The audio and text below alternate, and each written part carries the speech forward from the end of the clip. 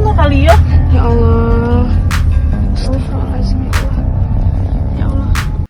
Viral, ibu-ibu pakai baju korpri ketakutan lihat perampok beraksi di jalan sepi Jalinsum, Musirawas. Seorang perempuan panik, namun temannya yang lain berusaha tenang dengan meminta pengemudi memundurkan mobil perlahan. Ya Allah.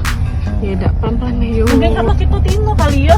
Ya Allah. Aksi perampokan terjadi pada Senin 19 September 2022 sekitar pukul 7.00 waktu Indonesia Barat di Jalinsum, Desa Batu Bandung, Musirawas, Sumatera Selatan.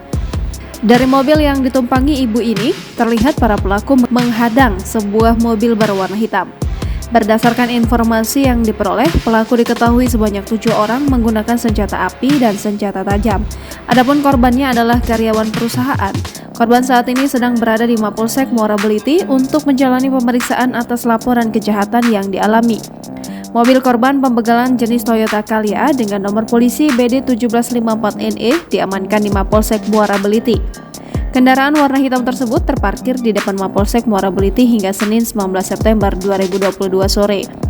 Pada kendaraan milik korban terdapat bekas hantaman benda tumpul di kaca pintu bagian belakang sebelah kanan hingga mengakibatkan retak dan berlubang. Selain itu, barang bukti berupa 3 balok kayu juga ikut diamankan di Mapolsek Muara Beliti. Sebelum terjadinya aksi perampokan, warga melihat ada pelajar yang hendak lewat namun disuruh pulang oleh pelaku.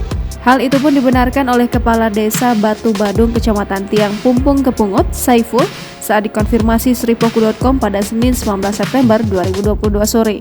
Kemudian, menurut Kepala Desa, korban dihadang menggunakan 3 balok kayu oleh para pelaku, di mana kayu tersebut juga merupakan milik warganya.